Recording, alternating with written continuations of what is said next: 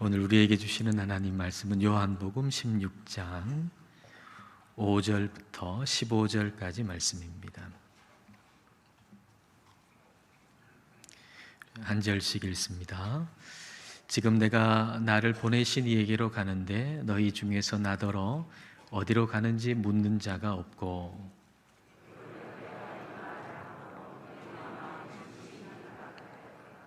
그러나 내가 너희에게 실상을 말하노니 내가 떠나가는 것이 너희에게 유익이라. 내가 떠나가지 아니하면 보혜사가 너희에게로 오시지 아니할 것이요 가면 내가 그를 너희에게로 보내리니.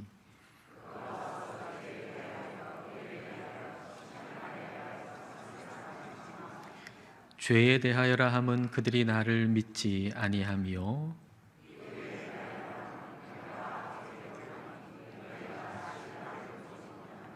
심판에 대하여라 함은 이 세상 임금이 심판을 받았음이라.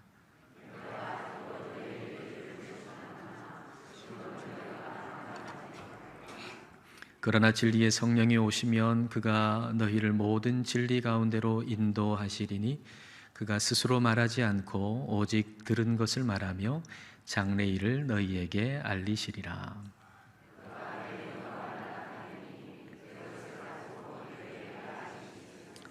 함께 읽습니다. 무릇 아버지께 있는 것은 다 내 것이라. 그러므로 내가 말하기를 그가 내 것을 가지고 너희에게 알리시리라 하였노라. 아멘. 오늘 읽은 요한복음 16장 말씀은 유월절 만찬 자리에서 예수님께서 제자들에게 하신 말씀입니다. 예수님께서 특별히 성령님에 대해서 친히 하신 이 귀한 말씀을 통해서 우리가 반드시 알아야 하는, 성령님에 대해서 반드시 알아야 하는 사실들, 그게 무엇인가 살펴보기를 원합니다. 예수님은 지금 오순절 이후에 오시는 그 성령님에 대해서 말씀하고 계십니다. 예수님께서 십자가에서 죽으시고 그리고 부활하신 지 50일째 되는 그 오순절에 마가의 다락방에 모여 있는 약 120명의 사람들에게 성령님이 임하셨습니다. 교회력으로 볼 때 바로 오늘이 그 오순절 성령 강림 주일입니다. 근데 성령님은 오순절 때 처음 임하신 것이 결코 아니죠. 성령님은 성부 하나님, 성자 하나님과 같은 하나님이시고 그래서 이미 존재하셨고 이미 활동하셨습니다. 그 오순절 이전인 구약 성경에서도 성령님께서 역사하신 것을 우리는 읽을 수가 있습니다. 그러면 오순절에 성령님이 임하신 것에 특별한 이유가 어디 있을까요? 오순절 성령 강림 때에 성령님이 임하신 것이 불의 혀같이 갈라지는 모습이 보였다거나 또는 방언을 했다거나 그런 특별한 현상 때문에 특별한 것이 아니라 오순절 이후에 임하신 성령님께서는 우리 안에 거하시기 위해서 오셨다는 게 특별한 것입니다. 오순절 이후에 오신 성령님은 예수님을 믿고 구원받은 사람 안에 사시기 위해서, 머무시기 위해서 오신 것입니다. 이게 특별한 것이죠. 그래서 예수님을 믿는 저와 여러분 안에는 성령님이 사시고 계십니다. 성령님이 거하고 계십니다. 이 사실을 우리는 믿고 확신하고 그리고 감사해야 합니다. 내 안에 성령님이 사시고 계시다. 이 사실에 대해서 우리가 항상 믿고 확신하고 감사해야 돼요. 내 안에 지금 성령님이 사시고 계시다. 너무 감사합니다. 이렇게 감사해야 합니다. 그리고 또한 우리 안에 성령님께서 하시는 일이 무엇인가를 분명히 알고 그리고 그것을 말할 수 있어야 합니다. 간혹 이런 경우가 있어요. 부모님 집이든지 아니면 친척 집이든지 아니면 친한 친구 집이든지 그 집에 가는데 아무 문제가 없습니다. 내비게이션 없어도 갈 수 있습니다. 그런데 문제는 어떤 사람이 그 집에 택배를 보내야 되겠는데 그 아파트 이름 그리고 몇 동 몇 호인가 좀 말해 주세요. 그렇게 얘기할 때 그 아파트가 무슨 아파트다까지는 얘기했는데 그 다음에 그게 몇 동인지를 모르겠어요. 거기 가가지고 오른쪽에 있는 첫 번째 동인데 그게 몇 동이더라? 거기에 가가지고 그 올라가서 3층에 가가지고 3층에 오른쪽에 있는 그 집인데 그게 몇 호더라? 내가 거기에 가본 적도 있고 갈 수도 있고 아무 문제 없지만 가는 데는. 그런데 다른 사람한테 한 번도 얘기해 본 적이 없는 거예요. 그러니까 갑자기 누가 물으니까 그게 몇 동이더라? 그게 몇 호더라? 그렇게 되는 것이죠. 성령님에 대해서도 그와 같은 일이 있을 수 있다라고 하는 거예요. 분명히 성령님이 하나님이신 줄 알아요. 그리고 내 안에 계시다는 것도 믿어요. 그런데 누가 성령님이 무슨 일을 하시냐 물으면 말할 수 없는 거예요. 왜냐하면 그동안 말해 본 적이 없으니까. 나 혼자는 잘 믿는데, 나는 경험했는데 다른 사람에게 말해 본 적이 없어요. 그래서 성령님이 당신 안에서 하시는 일이 뭐냐고 물으면은 말할 수 없는 사람이 제법 있다는 얘기입니다. 이런 일이 없도록 오늘 말씀을 우리가 잘 기억했으면 좋겠습니다. 성령님께서 우리에게 총명을 주셔서 오늘 주시는 말씀을 잘 이해하고 잘 기억하고 그리고 다른 사람에게도 말할 수 있게 되기를 축복합니다. 성령님이 하시는 일이 무엇인가? 예수님은 세 가지를 말씀하고 계십니다. 자, 8절 말씀을 보겠습니다. 그가 성령님이죠. 성령님이 와서 죄에 대하여, 의에 대하여, 심판에 대하여 세상을 책망하시리라. 여기 세 단어를 우리가 꼭 기억해야 되겠습니다. 죄, 의, 심판. 이 세 가지 단어를 기억하십시오. 성령님께서 오셔서 죄에 대해서, 의에 대해서, 심판에 대해서 누구를 책망하신다고 했습니까? 세상을 책망하신다고 했습니다. 이 말의 의미가 뭘까요? 성령님이 우리에게 오셔서, 우리 안에 오셔서 죄에 대해서, 의에 대해서, 심판에 대해서 알게 하시고 깨닫게 하시고 거기에 머무르지 아니하고 우리를 통해 이 세상에도 그것에 대해서, 그 세 가지에 대해서도 알게 하시기를, 알리기를 우리 성령님께서 원하시고 그 일을 하신다는 얘기죠. 이 세 가지에 대해서 우리는 분명히 알고 있어야 할 뿐만 아니라 다른 사람에게 대해서도 이 세 가지를 이야기할 수 있어야 한다라고 하는 얘기입니다. 그 첫 번째는 죄에 대해서입니다. 9절 말씀 함께 읽겠습니다. 죄에 대하여라 함은 그들이 나를 믿지 아니하며. 예수님을 믿지 않는 게 죄라 그랬습니다. 왜 예수님을 믿지 않는 게 죄일까요? 죄라고 하는 이 헬라어 단어는 하마르티아라고 하는 단어인데 이 죄라고 하는 단어의 의미는 목표, 타겟, 목적을 벗어나는 걸 의미합니다. 그러면 죄가 뭔가를 깨달으려면 목적이 뭔가를 분명히 알아야 됩니다. 목적이 무엇인지를 모르기 때문에 죄가 뭔지를 모르는 거죠. 왜냐하면 죄의 의미는 목적을 벗어났다는 의미니까. 목적을 분명히 뭔가 알아야, 목적이 무엇인지 알아야 죄가 뭔지를 깨달을 수가 있는 것이죠. 근데 성령님은 목적이 무엇인가, 인생의 목적이 무엇인가라고 하는 걸 깨닫게 해주시고 그 목적지로 우리를 끊임없이 인도하시는 분이 성령님이세요. 그러면 그 목적지는 무엇입니까? 아니, 누굽니까? 13절 말씀을 보겠습니다. 자, 13절 같이 읽을까요? 그러나 진리의 성령이 오시면 그가 너희를 모든 진리 가운데로 인도하시리니 그가 스스로 말하지 않고 오직 들은 것을 말하며 장래 일을 너희에게 알리시리라. 진리의 성령이 오시면 그랬는데 이미 우리에게는 진리의 성령님이 오셨죠. 그런데 진리의 성령님께서 우리를 모든 진리 가운데로 인도하신다 그랬어요. 모든 진리가 뭐겠어요? 예수님에 관한 모든 진리. 그 모든 진리는 곧 예수님이신 거죠. 그러니까 성령님께서는 우리를 끊임없이 예수님의 진리, 예수님의 진리의 말씀, 그분에게로 인도하신다는 얘기예요. 장래 일을 너희에게 알리신다. 그럼 이 장래 일은 뭐겠어요? 우리가 미래에 어떻게 되고 뭐 점치는 것처럼 그런 걸 얘기하는 것이 아니라 예수님에 대한 장래의 일이에요. 예수님이 장차 어떻게 하실 건지, 그 중에 하나가 뭐겠습니까? 예수님 다시 오신다는 거죠. 예수님 다시 오신다는 걸 성령님은 우리에게 알게 하시고 믿게 하시고 기다리게 해 주시는 것입니다. 이와 같은 성령님의 인도함을 받으려면 우리는 성경을 부지런히 읽어야 돼요. 우리 성령님께서 우리를 인도하실 때에 그 예수님의 진리, 이 성령님이 인도하시는 것과 성경의 말씀이 다르지 않기 때문이죠. 그래서 성령님의 인도하심을 받으려면 우리는 성경을 부지런히 읽어야 하는 것입니다. 성령님이 우리 안에 오셔서 외치시는 소리를 요약한다면 그것은 오직 예수, 오직 성경이에요. 성령님이 우리 안에 오셔서 하시는 말씀이 있는데 그걸 요약하면 오직 예수, 오직 성경. 근데 이 소리에, 성령님이 하시는 이 소리에 반응하는 모습을 볼 때 저는 참 감사하고 감동이 돼요. 여러분들이 하나님께 감사 제목을 내잖아요.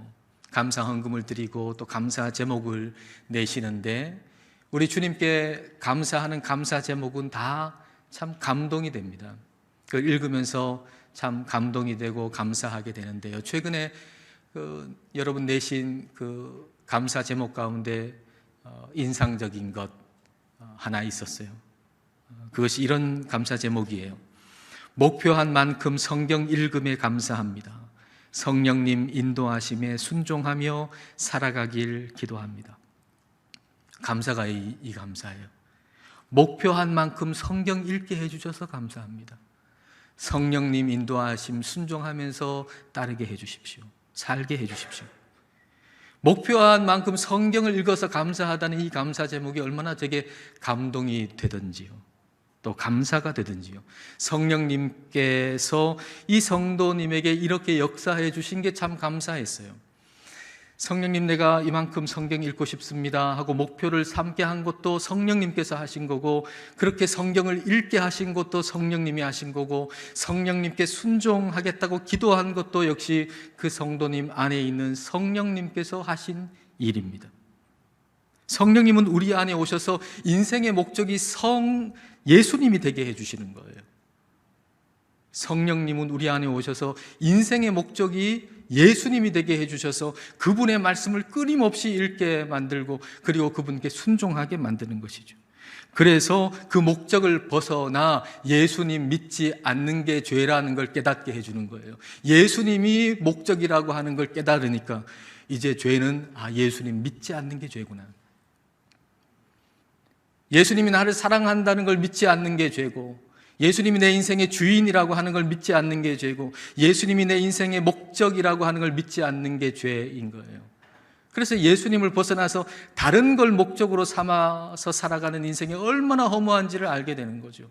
그리고 그것을 내가 알 뿐만 아니라 다른 사람에게도 알리게 하시는 일, 그 일을 성령님께서 하시는 것입니다. 두 번째는 의에 대해서인데요. 10절 말씀 함께 읽습니다.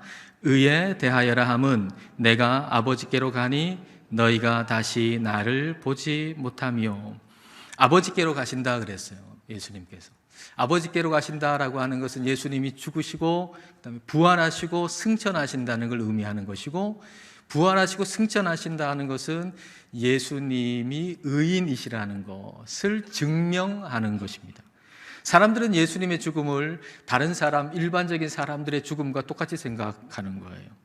그러나 예수님은 자신의 죄로 죽으신 분이 아니에요. 죄가 없는 의로우신 분이지만 우리의 모든 죄를 다 지시고 십자가에서 죽으셨어요. 예수님께서 부활 승천하심으로 바로 예수님의 죽음은 그와 같은 대속적인 죽음, 죄가 없는 의로우신 분이지만 우리의 모든 죄를 대신 지시고 죽으신 대속적인 죽음이라고 하는 걸 부활하고 승천하심으로 증명하신 것이죠. 성령님께서 의에 대해서 세상을 책망하신다라고 하는 것은 성령님께서는 예수님의 죽음의 이유가 대속적인 죽음이라고 하는 것을 우리가 알 뿐만 아니라 이 세상 사람들도 예수님의 죽음의 이유를 분명히 알게 되기를 간절하게 원하신다는 얘기예요. 꼬리에 꼬리를 무는 그날 이야기라고 하는 프로그램이 있어요.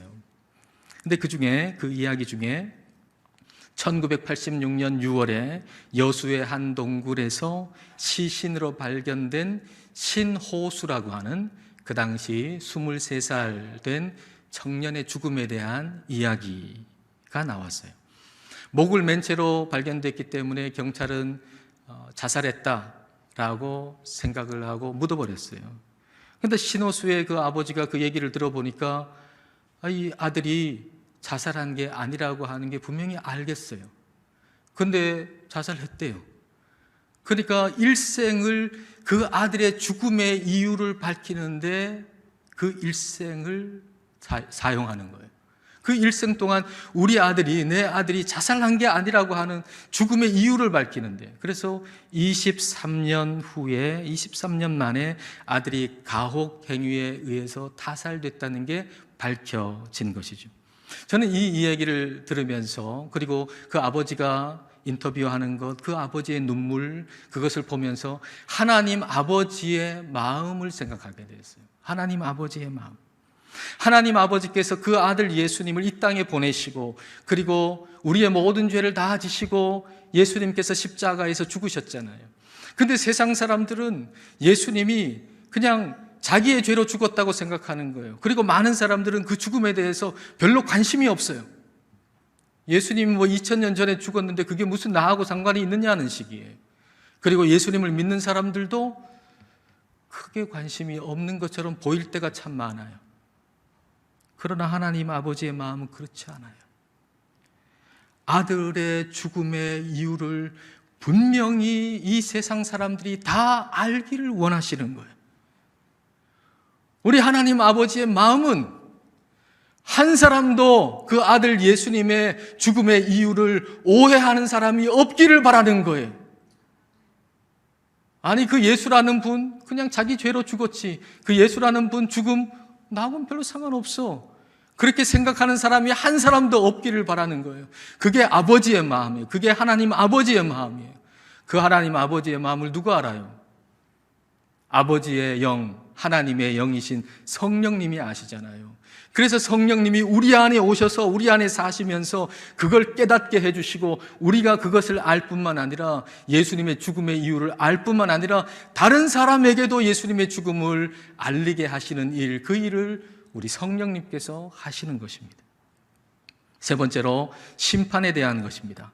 11절 말씀 함께 읽겠습니다. 심판에 대하여라 함은 이 세상 임금이 심판을 받았습니다. 심판에 대하여라 함은 이 세상 임금이 누굽니까? 이 세상 임금 마귀죠. 마귀가 이미 심판을 받았다라는 거예요. 예수님이 십자가에서 죽으심으로 이 세상 임금인 마귀는 이미 심판을 받았다, 패배했다는 거죠. 물론 마귀는 지금도 활동하고 있어요. 그러나 그 활동은 우리를 결코 이길 수 있는 활동이 아니에요. 마지막 날에 마귀는 지옥에 갈 거예요. 지옥은 마귀가 가라고 만들어진 거예요. 그래서 우리는 더 이상 마귀의 종이 돼서 지옥에 갈 이유가 없는 것이죠. 우리 순장님들과 함께 존 버년의 철로 역정을 지금 함께 읽고 있습니다. 철로 역정에 이런 대목이 있어요. 겁쟁이와 의심이라고 하는 이름을 가진 사람들이 그 시온으로 가는 길을 가다가 도중에 포기하고 되돌아왔어요. 왜냐하면 가다 보니까 사자 2마리가 길 양옆에 으르렁거리고 있는 거죠. 그래서 거기를 가다 보면은 그 사자한테 잡아먹힐 것 같은 겁니다. 그래서 포기하고 되돌아왔어요. 되돌아오는 중에 그 길을 가고 있는 크리스천을 만난 거죠. 그리고 크리스천한테 얘기해 주는 겁니다. 좀 가다 보면 사자가 있을 거라고. 그 얘기를 듣고 이제 계속 가는데, 가다 보니까 진짜 길 양옆에 사자가 한 마리씩 있는 거예요. 으르렁거리는 거예요.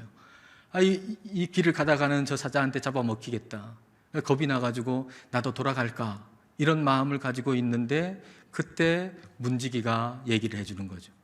저 사자는 지금 쇠사슬에 묶여있다. 그리고 팁을 하나 주는 거예요. 길 정중앙으로 걸어가라. 길 정중앙으로 걸어가면 아무 문제가 없을 거다. 그래서 그 말을 따라서 이 크리스찬이 길 정중앙으로 걸어가죠. 그러니까 정중앙으로 걸어갈 때 양옆에 사자가 그 크리스찬을 잡아먹으려고 확 오는데 쇠사슬에 딱 묶여가지고 오다가 더 이상 갈 수가 없는 거예요. 그래서 그 사자가 조금의 해도 크리스천에게 줄 수가 없었다는 겁니다. 예수 그리스도의 십자가의 죽음으로 마귀는 이미 패배했습니다. 마귀의 활동은 바로 이렇게 쇠사슬에 묶여있는 사자와 같은 것이죠. 우리가 말씀을 따라서 좌로도 우로도 치우치지 아니하고 말씀을 따라 중앙을 걸어가면 마귀는 우리에게 조금의 해도 끼칠 수가 없는 것입니다. 성령님은 마귀가 이미 심판받았다고 우리에게 깨닫게 해주시고, 그리고 세상 사람들에게도 그것을 우리를 통해 깨닫게 해주시도록 하시는 역할을 하시는 분입니다. 자, 이제 성령님께서 하시는 일, 여러분 이제 말할 수가 있겠습니까? 자, 먼저 세 가지 단어를 기억하셔야 되죠. 세 가지 뭡니까? 죄, 의, 심판. 야, 여러분 굉장히 총명하시군. 죄, 의, 심판. 뭐가 죄입니까? 예수님을 믿지 않는 것이 죄입니다. 예수님이 나를 사랑한다는 걸 믿지 않는 게 죄고, 예수님이 나의 주인이라고 하는 걸 믿지 않는 게 죄고, 예수님이 내 인생의 목적이라고 하는 걸 믿지 않는 게 죄입니다. 예수님은 죄가 없으신 의로운 분이신데 우리의 모든 죄를 다 지시고 십자가에서 죽으셨습니다. 그 십자가의 죽음으로 마귀는 이미 심판받았습니다. 그래야 우리는 더 이상 마귀의 종이 돼서 지옥에 갈 이유가 없어졌습니다. 우리는 성령님 안에서 천국 백성이 되었습니다. 자, 이렇게 다른 사람에게 말할 수가 있으시겠죠? 성령님께서는 바로 이렇게 이 세 가지를 우리로 하여금 깨닫게 해주시고 다른 사람에게도 말할 수 있게 하시는 분이 바로 우리 안에서 하시는 성령님입니다. 이렇게 죄에 대해서, 의에 대해서, 심판에 대해서 알게 하시는 성령님이 우리 안에 계시면 우리의 삶에 일어나는 일들이 여러 가지가 있고 그 일들 중에는 근심되는 일도 있지만, 그러나 우리 안에 성령님이 계시면 실상은 유익입니다. 예수님이 떠나가신다는 말 듣고 제자들이 근심했습니다. 근심이 가득했습니다. 그런데 예수님은 이렇게 말씀하십니다. 7절 말씀입니다. 그러나 내가 너희에게 실상을 말하노니. 지금 제자들은 근심하고 있어요. 근심되는 일밖에 안 보여요. 그런데 예수님은 내가 너희에게 실상을 말하노니 내가 떠나가는 것이 너희에게 유익이라. 내가 떠나가지 아니하면 보혜사가 너희에게로 오시지 아니할 것이요 가면 내가 그를 너희에게로 보내리니. 보혜사는 성령님을 가리키는 거예요. 도울보, 은혜해, 스승사. 그래서 도우시는 은혜의 스승이라는 얘기죠. 우리 성령님은 우리를 도우시는 분이에요. 그러면 어떻게 도우세요? 성령님은 우리를 어떻게 도우시죠? 성령님은 우리를 목적을 향해서 끊임없이 가도록 도와주시는 분입니다. 그러면 그 목적이 무엇입니까? 아니, 누굽니까? 그 목적은 예수님이죠. 예수님이 우리의 삶의 목적이시고 예수님이 우리의 신앙의 목적이십니다. 7세부터 11세까지의 아이를 자녀로 둔 부모가 그 자녀의 이타심을 개발하기 위해서 병원에 입원한 아이들이 있잖아요. 그 병원에 입원한 아이들을 방문해서 그 아이들과 함께 놀아주는 그런 활동을 하게 했답니다. 이때 그 활동을 하고 나서 그 일부의 아이들한테는 작은 장난감을 보상으로 선물로 주었습니다. 그리고 또 일부의 아이들한테는 아무것도 안 주었습니다. 근데 다시 또 그 병원에 가서 그 아이들과 놀아줄 기회가 또 생겼는데 이전에 거기 가가지고 봉사하고 작은 장난감 받았던 아이들 중에는 44%만 다시 갈 의사를 비췄습니다. 그러나 아무것도 받지 않는 사람 아이들 가운데는 그 아이들 전부가 100%가 다시 갈 의향을 비췄습니다. 좀 이상하죠? 우리는 생각하기를 어떤 보상을 받으면 더 그 일을 잘할 것 같잖아요. 그러나 그렇지 않다는 거예요. 그 자체가 목적일 때 우리는 그 일을 계속 지속할 수 있다는 얘기입니다. 우리가 예수님을 믿는 목적은 예수님입니다. 우리가 예수님을 믿는 목적은 다른 것이 아니라 예수님입니다. 예수님을 믿어서 우리가 물질적인 보상을 받고 건강의 보상을 받고 우리가 원하는 뭔가 보상을 받는다 생각한다면, 그것이 목적이라면 우리는 도중에 탈락할 겁니다. 여러분들이 예수님을 믿는 목적이 누군가의 칭찬이며 물질적인 보상이며 건강의 보상이며 내가 원하는 무엇인가 다른 보상, 그것을 얻는 것이라면 여러분 대단히 위험한 위치에 있습니다. 왜냐하면 신앙의 길 지금은 가고 있지만 언젠가 탈락할 가능성이 매우 크기 때문입니다. 성령님은 우리 안에 오셔서 우리의 목적이, 예수님을 믿는 목적이 예수님이 되게 해주시는 분이 성령님이십니다. 우리가 예수님을 사랑한다면 정말 가장 큰 보상은 예수님을 더 사랑하는 것, 예수님을 더 아는 것 아니겠습니까? 우리가 누군가를 사랑한다면 그 사람에게서 받을 보상은 그 사람을 더 많이 알게 되는 것인 것처럼, 예수님을 예배하는 가장 큰 목적은 예수님이 높임받는 거죠. 여러분, 지금 이 자리에서 우리 주님을 예배하는 목적이 어디 있습니까? 예수님을 예배하는 목적은 다른 데 있는 것이 아니라 우리 주님이 더 높임받는 것, 우리 주님이 영광 받으시는 것, 그것이 우리가 예배하는 목적입니다. 14절 말씀을 여러분 보십시오. 그가, 성령님이 내 영광을, 예수님의 영광을 나타내리니 내 것을 가지고 너희에게 알리시겠습니다. 성령님은 예수님의 영광을 나타내시는 분이에요. 성령님은 온통 예수님이신 분이에요. 그러므로 성령님이 우리 안에 계시면 우리의 삶에 일어나는 모든 일들을 통해서 우리를 예수님을 더 알게 하도록, 예수님을 더 사랑하게 만들도록 하시는 분이 예수님이에요. 성령님이세요. 그러니까 그 성령님은 목적을 향해서 가게 만드시는 거죠. 우리 성령님은 목적인 예수님을 향해서 끊임없이 가도록 만드는 거, 그게 우리 성령님이세요. 그래서 성령님이 우리 안에 계시면 근심되는 것처럼 보이는 일일지라도 성령님이 그 일을 통해서 우리를 주님께로 더 가까이 나아가도록 해주시기 때문에 실상은 유익이 된다는 것입니다.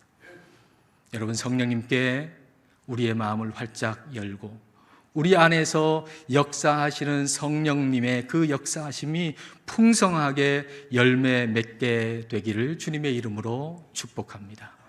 기도하겠습니다. 이 시간 기도하실 때 성령님이 내 안에 계심을 믿고 감사합시다. 그리고 성령님께서 죄와 의 그리고 심판에 대해서 세상을 책망하시는 일을 하신다는 걸 알고 성령님께서 하시는 일에 잘 참여하기를 기도합시다. 예수님을 믿지 않는 것이 죄라는 사실, 예수님은 죄 없는 의로우신 분으로 우리의 모든 죄를 대신하여 십자가에서 죽으셨다는 사실, 예수님의 십자가의 죽음으로 마귀는 이미 심판을 받았다는 사실을 성령님 안에서 우리가 알고 이것을 우리를 통해서 세상도 알게 해달라고 기도합시다. 그리고 성령님 안에서 오직 예수, 오직 성경, 예수님으로 충만하고 말씀으로 충만하여 살기를 이 시간 함께 기도하시겠습니다.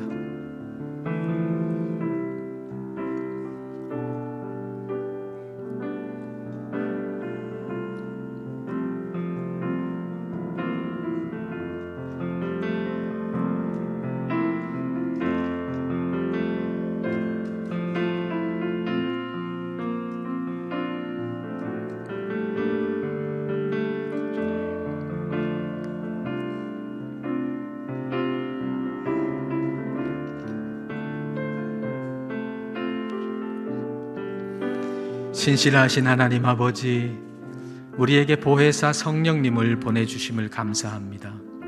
성령님, 우리 안에 거하여 주심을 감사드립니다. 죄에 대해서, 의에 대해서, 심판에 대해서 우리를 깨닫게 하심을 감사드립니다.